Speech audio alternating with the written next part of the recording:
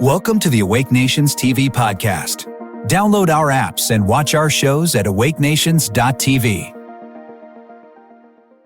Welcome to the New Jerusalem podcast and welcome to the deep dive. Thank you. Yeah, it is so good to be here for this one. It really is. Today we are breaking down the launch material for a brand new series and called The King and the New Jerusalem, Rediscovering Authentic Christianity by Dr. George E. Kouri.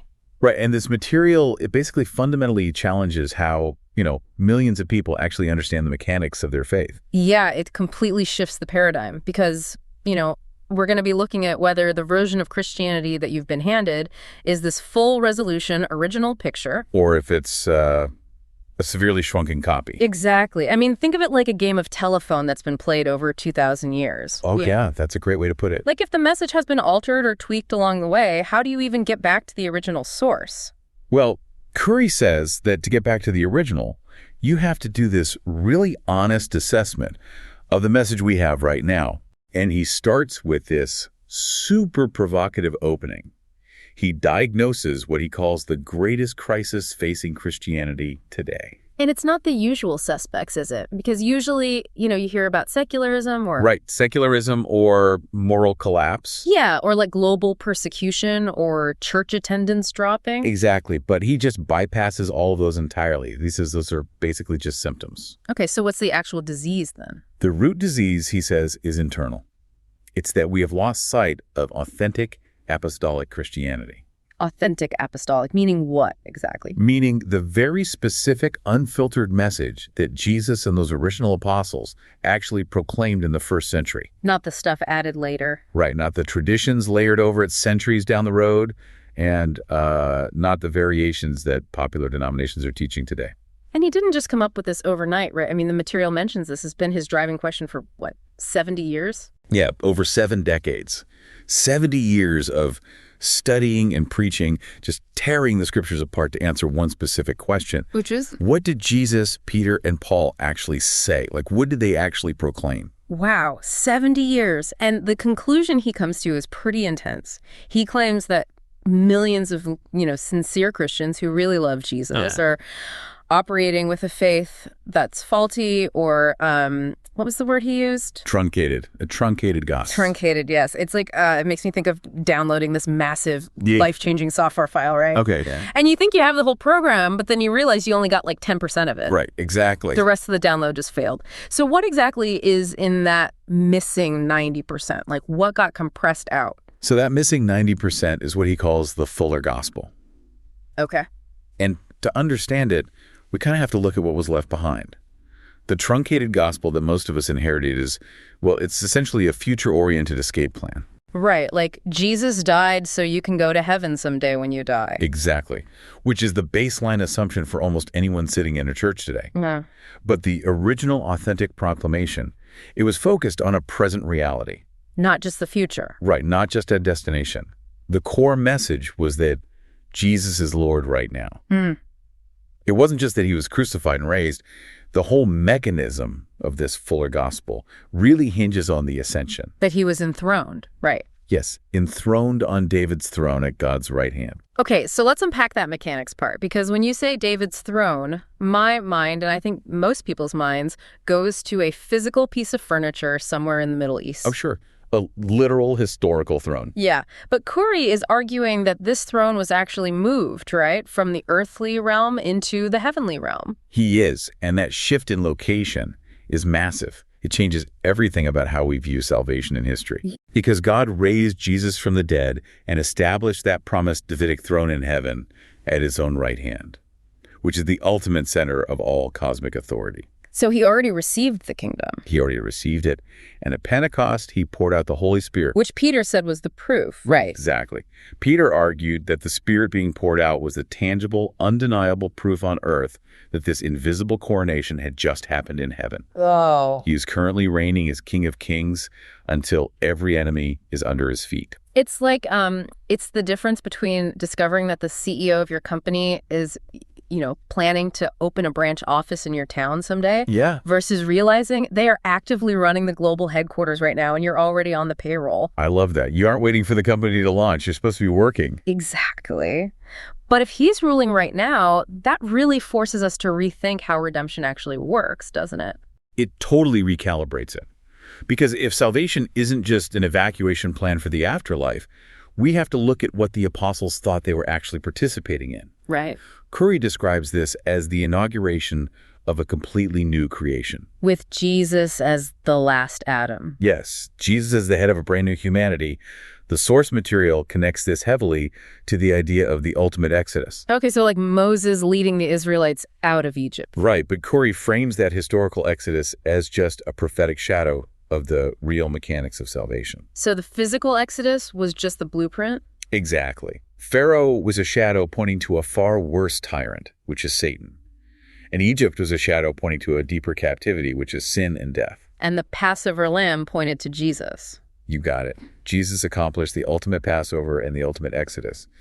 But the really vital mechanism here, and this is where I think modern theology gets kind of stuck, is that it's a two-part motion. What do you mean two-part? God brings a people OUT of something, specifically in order to bring them IN to something else. Out of darkness in order to bring them into the new creation. Right, out of bondage to bring them into the family of God, into fellowship with the Trinity. It really reminds me of like a rescue mission or a political defection. Oh, how so? Well, if you're fleeing some totalitarian regime, sneaking across the border is just getting out. That's only half of the battle. Right, you're not safe yet. Yeah. If you're just standing in no man's land, it's not over. The rescue isn't complete until a new nation actually grants you citizenship, hands you a passport, and brings you into a new home. That's a perfect analogy. But looking at modern Christianity today, I mean, why is there this hyper-focus on just the border crossing? Why are we so obsessed with the getting out part that we totally forgot about the bringing in part? Well, it traces directly back to losing that reality of the present tense kingdom. Because we push it to the future. Exactly.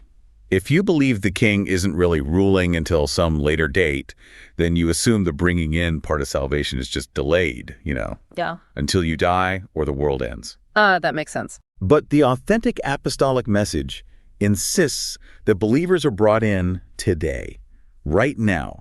They are formed into a new covenant people, a kingdom of priests, immediately. Which leads us to the big question of where these citizens actually live, right? The New Jerusalem. Yes, the New Jerusalem. And I gotta say, when you hear New Jerusalem, the mental image is basically straight out of a sci-fi movie. Oh, totally.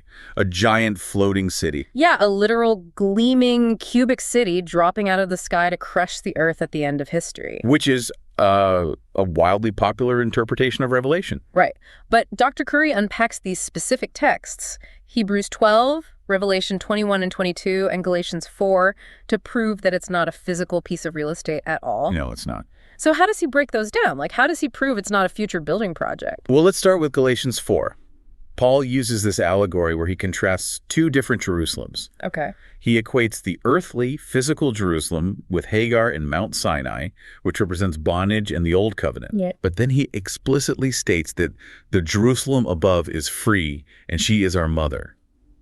So he is talking about a present spiritual reality, a new covenant community. Not some futuristic city. Exactly. And then Hebrew 12 uses similar contrasting language, but honestly, it's the grammar there that really stands out. In a grammar. Yeah, it says, "You have come to Mount Zion and to the city of the living God, the heavenly Jerusalem." Have come. Past tense. Present perfect, actually, meaning the writer of Hebrews was telling first century believers that they had already arrived at this city. Oh, wow. Yeah. And then Revelation 21 pulls it all together. John sees the holy city, the New Jerusalem, coming down out of heaven, prepared as a bride adorned for her husband. So the city is the bride. Yes. It's the wife of the Lamb. It is the church right now. That completely flips the script on the book of Revelation. Because all that architectural language, the gates of pearl, the streets of gold. It's poetic imagery. It's describing the beauty and the security of a people, not a place. It's like, imagine looking at what you always thought was a real estate brochure for the afterlife. Yeah. Only to realize it's actually a mirror, just reflecting who you are today. It's showing who God's people are in Messiah's day. That is exactly what it's doing. But, recognizing the New Jerusalem as a present reality, it forces this massive historical question. Which is? Well, if the city is already here and we are already in Messiah's day, then what days are we actually living in? Because the New Testament writers constantly talk about living in the last days. Right.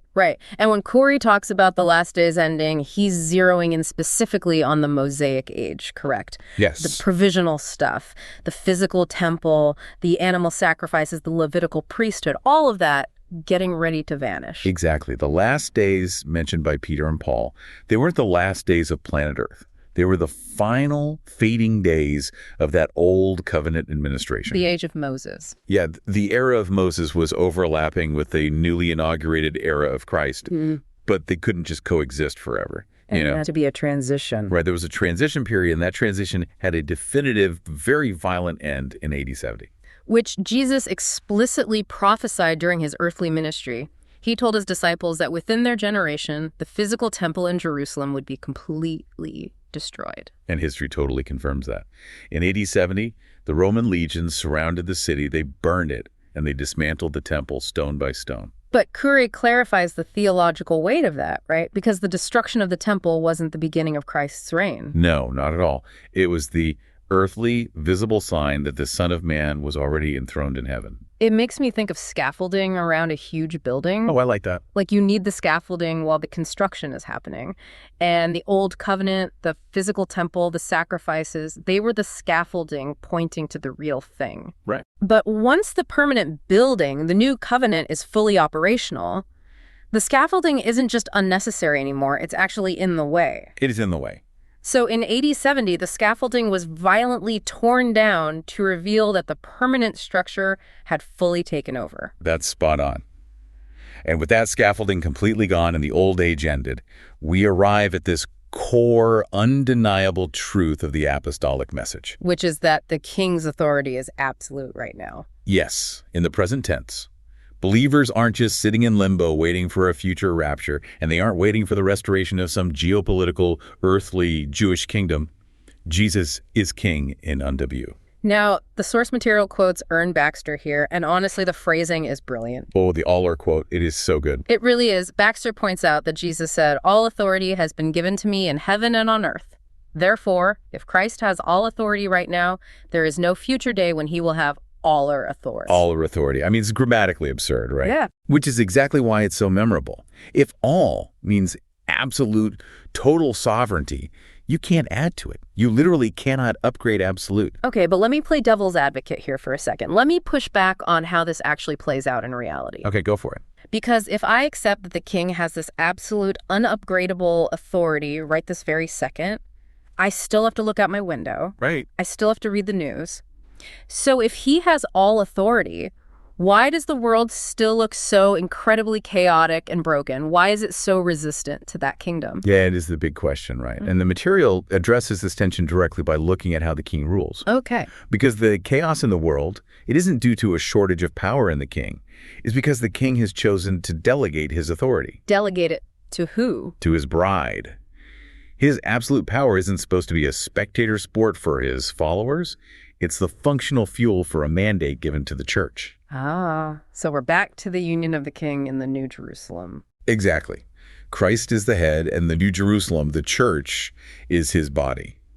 And they are joined together in what Kouri calls the new creation mandate. Mean as they work together. Right. The king doesn't just independently wave a magic wand from heaven to fix earthly problems. He governs and heals and subdues the earth exclusively through his body. It's like a royal co-regency. Yes. You don't just have a king ruling from a distant galaxy while all his subjects sit around passively hoping to be rescued from a burning building. Yeah. You know? Right, they aren't just waiting. You have a king and a queen working together side by side right now to govern and cultivate a realm. And the mission of that union is incredibly active.